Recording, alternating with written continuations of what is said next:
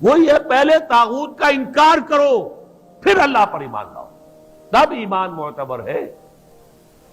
طاغوت کسے کہتے ہیں؟ طغا سے بنا ہے، طغا طغیانی، دریا اپنے حدود کے اندر بہ رہا ہے لیکن اب یہ کہ اس کی پانی ادھر چھلک گیا ہے، اپنے حدود سے کناروں سے نکل گیا، اسے کیا کہتے ہیں؟ طغیانی، طغیانی آئی ہوئی ہے، طغیانی۔ تو انسان کا اور جنوں کا مقام کیا ہے؟ وما خلقت الجن والانس الا لیعبدون، میں نے نہیں پیدا کیا جنوں اور انسانوں کو مگر اس لیے کہ میری بندگی کریں۔ جو حد بندگی سے تجاوز کرے گا وہ طاغوت ہے۔ لا اکراہ فی الدین قد تبین الرشد من الغی، سعادت اور رشد اور ہدایت کا راستہ بالکل واضح ہو چکا ہے کج راستوں سے۔ غی ہے جسے غوا بنا ہے، غوا گمراہ ہو جانا، اغوا کا لفظ بنتا ہے گمراہ کر دینا کسی کو، تو یہ غی ٹیڑھ کجی صحیح راستے سے ہٹ جانا۔ قد تبین الرشد من الغی، اچھا اس کی وجہ کیا ہے؟ یہ دعویٰ کیوں ہو رہا ہے؟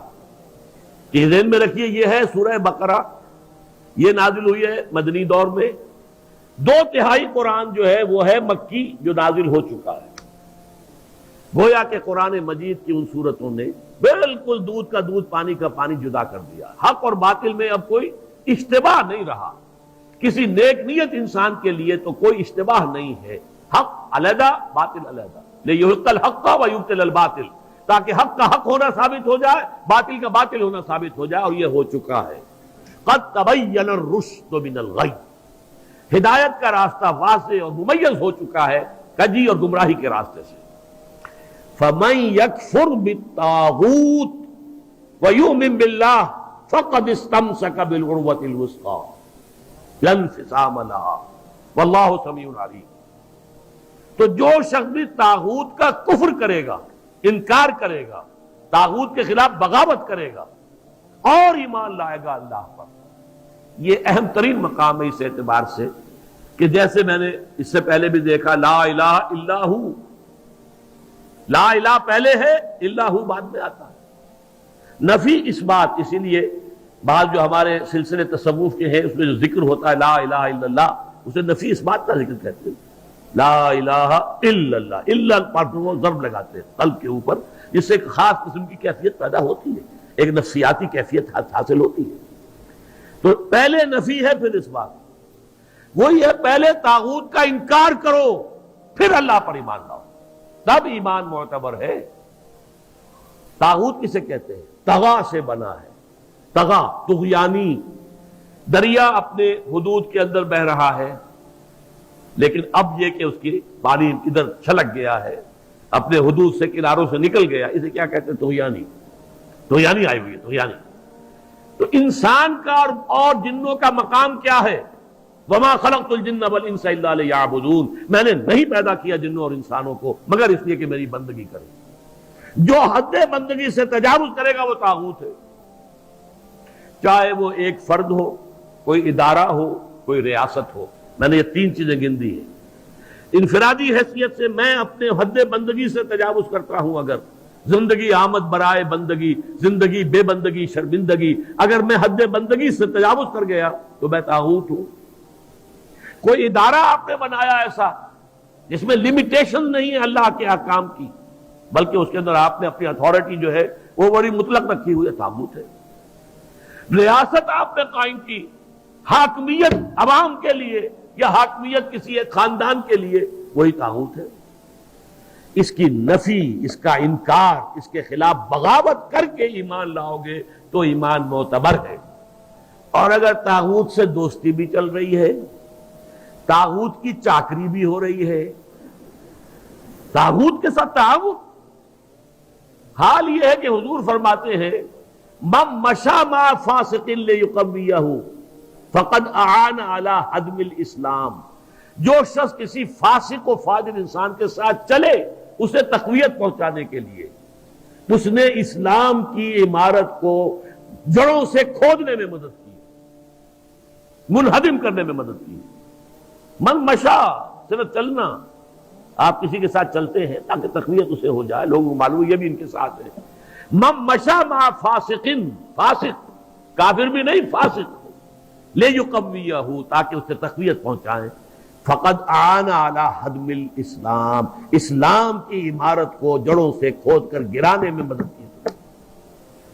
ایک اور حدیث میں آیا اذا مدح الفاسق، جب کسی فاسق کی مدح کی جاتی ہے، غضب اللہ تعالی واہتز لہ العرش، اللہ تعالیٰ انتہائی غضبناک ہوتے ہیں اس درجے کہ عرش کانپنے لگتا ہے، تھرا اٹھتا ہے عرش، اتنا غضب آتا ہے اللہ تعالیٰ کہ ایک شخص میرا باغی ہے، میرا فاسق ہے، فاجر ہے، اور اس کی مدح کی جا رہی ہے۔ اب اس کی روشنی میں آپ اپنے طرز عمل کا جائزہ لیجیے، لگے ہوئے ہم اسی نظام کی چاکری میں، اسی نظام کو تقویت پہنچانے میں۔ کہاں ہے اللہ کے ساتھ؟ ان سے ہم نے کہاں بغاوت کی؟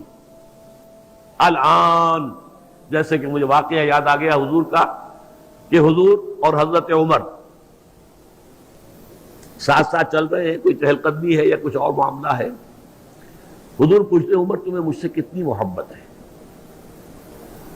عرض کیا کہ حضور آپ مجھے دنیا کے ہر انسان سے زیادہ محبوب ہیں۔ اب آپ آنکھوں میں آنکھیں ڈال کر پوچھتے ہیں اور اپنی جان سے؟ اب ایک تو اندازہ کیجئے کہ یہ سوال کسی ایسے شخص سے نہیں کیا جا سکتا جس سے ذرا بھی بال برابر بھی بودھ ہو دل میں، تو خالص وہ بہت ہی مقرب ہوگا، اسی سے یہ بات کہی جائے گی۔ اپنی جان سے؟ تو حضرت عمر نے تھوڑا سا توقف کیا، پھر عرض کیا ہاں اب میں کہتا ہوں کہ آپ مجھے میری جان سے بھی زیادہ عزیز ہیں۔ فرمایا الآن، اب پہنچے ہو تو اس مقام پر کہ جہاں ہونا چاہیے۔ تو الآن والا معاملہ یہ ہے کہ انسان تن من دھن اپنی زندگی ہر شے لگا دے طاغوت کے خاتمے اور حق کے غلبے کے لیے۔ وہ ہے جہاں سے بات شروع ہوئی تھی، لگا دو، کھپا دو، صرف کر دو۔ یا ایھا الذین آمنوا انفقوا مما رزقناکم من قبل ان یاتی یوم لا بیع فیہ ولا خلۃ ولا شفاعۃ والکافرون هم الظالمون۔ اس روش کو اختیار کرنے سے انکار کرنے والے ہی تو کافر اور ظالم اور مشرک ہیں اور کون ہیں۔ تو اپنے ایمان کو آپ تول لیجئے کہاں کھڑے ہیں، طاغوت کے ساتھ آپ کی روش کیا ہے۔ بہرحال من یکفر بالطاغوت ویؤمن باللہ فقد استمسک بالعروۃ الوثقی، جس نے کہ طاغوت کا کفر کیا، طاغوت سے بغاوت کی اور اللہ پر ایمان لایا، اس نے مضبوط کنڈے کو پکڑ لیا ہے۔ یہ جو نقشہ ہے یہاں پر، اس کو ایک تمثیل سے سمجھ لیجئے۔ سمندری جہاز پہ فرض کیجئے کچھ شخص عرشے پر کھڑا ہوا ہے، کوئی ہچکولا ایسا آیا کہ گر گیا سمندر میں، اور آپ کو معلوم ہے کہ اس کے ساتھ کنڈے لگے ہوتے ہیں۔ اگر کوئی کنڈا اس کے ہاتھ میں آ جائے، فرض کیجئے تیرنا ویرنا نہیں جانتا غریب، کنڈا ہاتھ میں اگر آ گیا تو وہ کنڈا کبھی نہیں چھوڑے گا وہ، اس لیے کہ اس کنڈے کے ساتھ اس کی جان وابستہ ہے۔ بلکہ میں یہ کہا کرتا ہوں کہ اگر کوئی شارک مچھلی آ کر اس کی ٹانگ کاٹ کے لے جائے تو وہ کہے گا جائے، لیکن یہ کہ میں اس کنڈے کو نہیں چھوڑوں گا، اس لیے کہ یہ کنڈا ہے کہ جس کے ساتھ میری اب جان وابستہ ہے۔ اسی طریقے سے گویا کہ انسان اپنی حفاظت اور تحفظ کے لیے وَمَن يَكْفُرْ بِالطَّاغُوتِ وَيُؤْمِن بِاللَّهِ فَقَدِ اسْتَمْسَكَ بِالْعُرْوَةِ الْوُثْقَىٰ، اس کا ہاتھ اس مضبوط کنڈے پر آ گیا کہ جس کے بعد اب اس کی گمراہی نہیں ہے۔ لَا انفصام لَهَا، جیسے کنڈا مضبوط ہے، وہ اپنی جگہ سے نکلنے والا نہیں ہے، وہ ہٹنے والا نہیں ہے، جگہ چھوڑنے والا نہیں ہے، ٹوٹنے والا نہیں ہے۔ لَا انفصام لَهَا، ایسا کنڈا اس پر اس کا ہاتھ آ گیا ہے۔ واللہ سمیع علیم، اللہ تعالیٰ سب کچھ سننے والا، سب کچھ جاننے والا ہے۔ یہ سمیع علیم تنوین کے ساتھ یہ صفات ہیں۔ السمیع ہوتا تو اللہ کا نام ہو جاتا، العلیم ہوتا تو اللہ کا نام ہو جاتا۔ اللہ ولی الذین آمنوا یخرجہم من الظلمات الی النور۔ دیکھیے ترک موالات کی میں نے بات کی تھی نا، اب یہاں ولایت آ گئی۔ اللہ ولی ہے، پشت پناہ ہے، مددگار ہے، محافظ ہے، حمایتی ہے اہل ایمان کا۔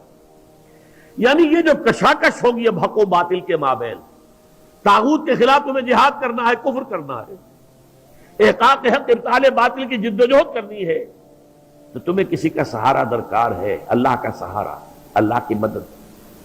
جیسے حضور سے بھی کہا گیا وَاصْبِرْ وَمَا صَبْرُكَ إِلَّا بِاللَّهِ، اے نبی صبر کیجئے اور آپ کا صبر تو اللہ ہی کے سہارے پر قائم ہوگا۔ قوت تو آپ کو اللہ سے ملتی ہے. مسلمانوں سے کہا گیا وَاسْتَعِينُوا بِالصَّبْرِ وَالصَّلَاةِ، مدد حاصل کرو صبر سے بھی اور نماز سے بھی. تو اسی طرح فرمایا اللہ کی مدد شامل حال رہے گی. اللہ ولی الذین آمنوا، اللہ ولی ہے اہل ایمان کا. اور یہ رشتہ جو ہے موالات باہمی یا جسے ولایت باہمی کہتے ہیں. یہاں بھی ذرا سمجھ لیجئے، دو لفظ ہیں ہمارے ہاں، لوگ اس کو ایک دوسرے میں کنفیوز کر دیتے ہیں. ایک ولایت ہے، ولایت واو کے زبر کے ساتھ، یہ والی سے بنا ہے. والی، والی دمشق یعنی حاکم دمشق. تو ولایت کہتے ہیں حکومت کو، اور ولی سے بنا ولایت، ولایت باہمی. جیسے اللہ یہاں دوست ہے اہل ایمان کا، اہل ایمان دوست ہے اللہ کے. الا ان اولیاء اللہ لا خوف علیہم ولا هم يحزنون الذین آمنوا وكانوا يتقون لهم البشرى فی الحیات الدنیا والآخرہ. آگاہ ہو جاؤ کہ اللہ کے دوست جو ہیں یعنی اہل ایمان، ان کے لیے نہ خوف ہے اور نہ کوئی حزن ہے. اور یہ کون ہے؟ یہ ولی کوئی علیحدہ نوع نہیں ہے، کوئی سپیشیز علیحدہ نہیں، انسانوں ہی میں سے ہوتے ہیں. ان کے سروں پر کوئی سینگ نہیں ہوتے، عام انسان ہوتے ہیں. البتہ کیا؟ الذین آمنوا وکانوا یتقون. ایمان اور تقوی، ایمان لائے اور ایمان حقیقی، اور تقوی ہے انہیں پش کر رہا ہے. ثم اتقوا وآمنوا ثم اتقوا واحسنوا واللہ یحب المحسنین. یہ ایمان اور تقوی ہے تو وہی اللہ کا ولی ہے. الا ان اولیاء اللہ لا خوف علیہم ولا هم يحزنون الذین آمنوا وكانوا يتقون لهم البشرى فی الحیات الدنیا والآخرہ. ان کے لیے تو بشارتیں ہی بشارتیں ہیں دنیا کی زندگی میں بھی اور آخرت میں. تو وہ ہے ولایت، اللہ کے بندے اللہ کے ولی ہیں صاحب ایمان. یہاں اللہ ولی ہے اہل ایمان. جو بھی وہ طاغوت کے خلاف جد و جہد کریں گے، کشاکش کریں گے، محنت کریں گے، انفاق جان و مال کریں گے، انفاق مال اور بذل نفس کریں گے، وقت خرچ کریں گے، اپنی قوتیں لگائیں گے، جان و مال کے اوپر خطرات مول لیں گے، اپنی اولاد کو انویسٹ کریں گے، تو اللہ تعالیٰ ان کی مدد کرے گا، پشت پناہ ہوگا قدم قدم پر. اللہ ولی الذین آمنوا یخرجہم من الظلمات الی النور. اور وہ انہیں نکالتا رہتا ہے اندھیروں سے روشنی کی طرف.